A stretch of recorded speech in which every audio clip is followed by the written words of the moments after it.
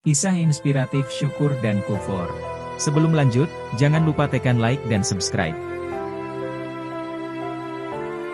Di suatu desa yang damai, yang terletak di tengah-tengah pegunungan, terdapat dua orang pemuda yang bernama Syukur dan Kufur. Si Syukur merupakan orang yang kaya di desa itu, dan ia tidak pernah mengalami kesulitan dalam hidupnya. Sedangkan si Kufur adalah orang yang sangat miskin yang tidak memiliki apa-apa kecuali kain yang sedang ia gunakan. Suatu ketika datanglah seorang kakek yang sangat bijak ke kampung itu. Kakek itu kemudian melihat si Syukur yang sedang duduk di sebuah tempat. Ia kemudian mendatangi si Syukur dan bertanya, "Apa yang hendak kau tanyakan padaku, anak muda?" Si Syukur kemudian berkata, "Aku selalu mendapat anugerah dari Tuhan, aku belum pernah mendapat kesulitan selama hidupku. Aku ingin mengalami kesulitan itu, walaupun sedikit." Jawab si Syukur. Pak tua itu kemudian tersenyum dan berkata, "Mengeluhlah dan jangan pernah mensyukuri apa yang kamu miliki."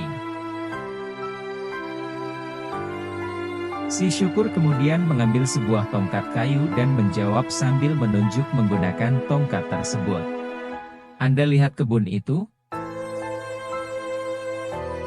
Rumah itu? Sawah itu? Masjid itu? Itu semua hal yang Allah anugerahkan kepada saya. Lalu bagaimana mungkin saya tidak bersyukur?" Tiba-tiba, tongkat kayu yang dipegang si Syukur berubah menjadi emas. Pak tua itu pun pergi kemudian bertemu dengan si Kufur.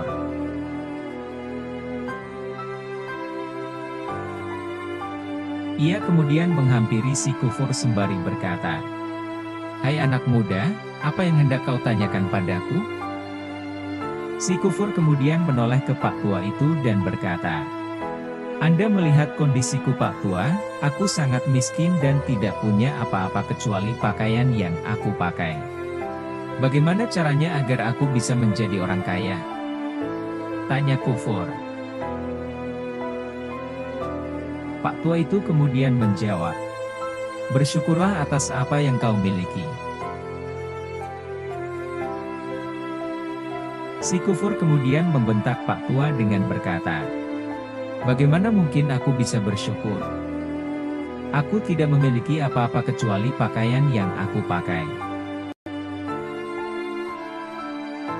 Tiba-tiba, angin yang sangat kencang datang dan menerbangkan pakaian yang dipakai si Kufur.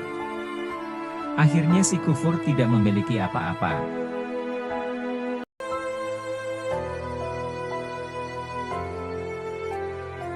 Pembelajaran yang bisa kita petik dari kisah ini adalah, syukuri apa yang ada. Kalaupun harta tidak kita miliki, syukuri kita masih memiliki keluarga. Jika keluarga sudah tidak kita miliki, syukuri kita masih punya badan yang sehat. Jikalau badan sehat, sanak saudara, teman, harta, tahta, wanita tidak kita miliki, syukurilah karena kita masih memiliki iman.